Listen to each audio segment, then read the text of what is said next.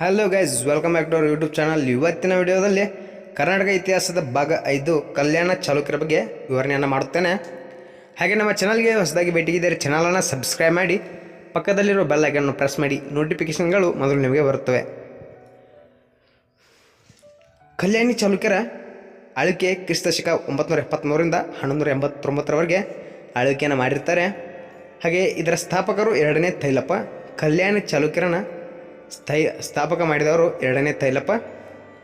ಹಾಗೆ ಇವರ ರಾಜಧಾನಿ ಕಲ್ಯಾಣ. ಇವರ ಹೆಸರಲ್ಲಿ ಇದೆ ಕಲ್ಯಾಣ ಅನ್ನೋದು ಇವರ ರಾಜಧಾನಿಯಾಗಿರುತ್ತೆ.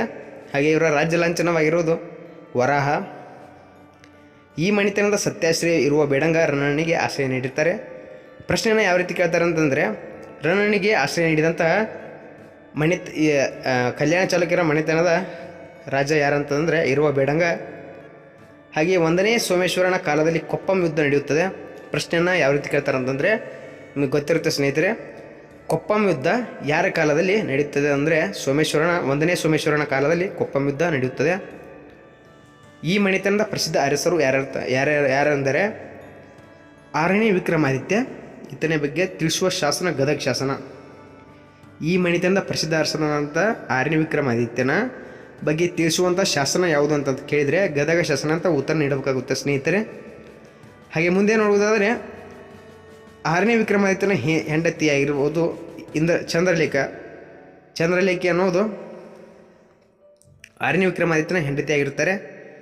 ಹಾಗೆ 3ನೇ ಸೋಮೇಶ್ವರನು ಬರೆದಂತಹ ಗ್ರಂಥ ಯಾವುದಪ್ಪ ಅಂತಂದರೆ ಮಾನಸೋಲ್ಲಾಸವನ್ನು ಯಾರು ಬರೀತಾರೆ ಅಂತಂದರೆ 3ನೇ ಸೋಮೇಶ್ವರನು ಬರೆದಂತಹ ಗ್ರಂಥವಾಗಿರುತ್ತೆ. ಹಾಗೆಯೇ ಕಲ್ಯಾಣ ಚಾಲುಕ್ಯರ ಕೊನೆಯ ದೊರೆ ಯಾರಪ್ಪ ಅಂತಂದರೆ 4ನೇ ಸೋಮೇಶ್ವರ. ಕೊನೆಯ ದೊರೆ 4ನೇ ಸೋಮೇಶ್ವರನಾಗಿರ್ತಾನೆ. ಹಾಗೆಯೇ ಕಲ್ಯಾಣ ಚಾಲುಕ್ಯರ ಧರ್ಮ ವೈದಿಕ ಧರ್ಮವಾಗಿರುತ್ತೆ. ಹಾಗೆ ಇವರು ರಚಿಸಿದಂತಹ ಕೃತಿಗಳು ಚಂದ್ರರಾಜನ ಮದನ ತಿಲಕ, ಕೀರ್ತಿವರ್ಮನ ಗೋವೈದ್ಯ, ವಿಜ್ಞಾನೇಶ್ವರನ ಮಿತ್ರಾಕ್ಷರ ಬಿಲ್ಲನ ವಿಕ್ರಮಾಂಕ ದೇವಚರಿತೆ, ದುರ್ಗಸಿಂಹನ ಪಂಚತಂತ್ರ ಆಗಿರಬಹುದು, ರನ್ನನ ಗದಾಯುದ್ಧ. ಈ ಕೃತಿಗಳು ಕಲ್ಯಾಣ ಚಾಲುಕ್ಯರ ಆಳ್ವಿಕೆಯಲ್ಲಿ ಬರೆದಂತಹ ಕೃತಿಗಳಾಗಿವೆ. ಮುಂದಿನ ವಿಡಿಯೋದಲ್ಲಿ ಸಿಗೋಣ. ಧನ್ಯವಾದ.